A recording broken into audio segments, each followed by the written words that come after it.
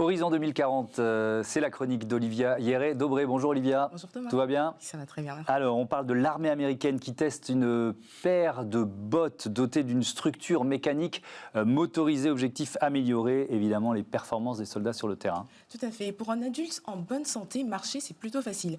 Mais lorsqu'on est un soldat qui porte un sac à dos lourd, ça devient plus compliqué.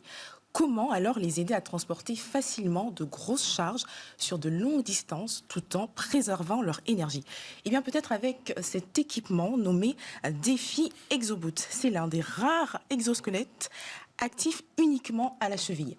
Il possède un ordinateur interne qui doit déterminer comment et quand assister la personne qui le porte. Pour cela, l'appareil utilise des capteurs qui détectent si l'utilisateur est en train de marcher, de courir ou de sauter.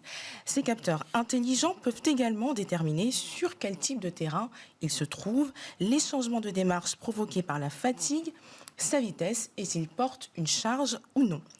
Et grâce à des actionneurs intégrés, l'équipement aide son utilisateur au niveau de l'articulation de la cheville pendant qu'il effectue ses tâches physiques difficiles. Ces bottes exosquelettes, elles sont testées dans le cadre d'une étude qui vise à comprendre comment les hommes s'adaptent aux systèmes intelligents pour leur permettre de survivre dans des environnements complexes. C'est la citation exacte. Tout à fait Thomas, et c'est le laboratoire de recherche de la marine américaine qui a recruté 20 sujets pour tester cet équipement. 40 points réfléchissants ont été placés sur plusieurs parties du corps des participants, en se concentrant sur 5 muscles de chaque jambe pour enregistrer les signaux musculaires. 128 électrodes ont également été placées sur leur cuir chevelu pour mesurer les signaux cérébraux. Et pour le moment, les participants ont pu marcher avec l'Exoboot sur un tapis roulant pendant environ 1 heure. Est-ce qu'on a déjà les résultats globaux de ce texte? Alors, il faudra un certain temps à l'équipe de recherche pour comprendre les signaux neuronaux enregistrés dans cette étude parce que la capacité d'enregistrer l'activité cérébrale dans les scénarios étudiés avec l'Exoboot est encore relativement nouvelle.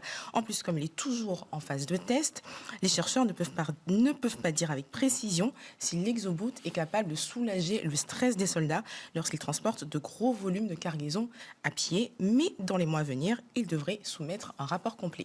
Merci Olivia. Jean-Louis Constanza, c'est quand on voit la complexité, vous nous avez décrit la complexité de recréer la marche, c'est plus simple à la dimension d'une botte en quelque sorte, c'est plus facile. Oui, c'est plus simple. Ce qui est difficile certainement, c'est de l'adapter à l'usage d'un soldat en opération, etc. Mais c'est beaucoup plus simple. On voyait sur la photo qu'en fait, je ne vais pas rentrer dans la technique, mais l'articulation permet de faire ça au pied, donc pour prolonger la poussée du marcheur en fait.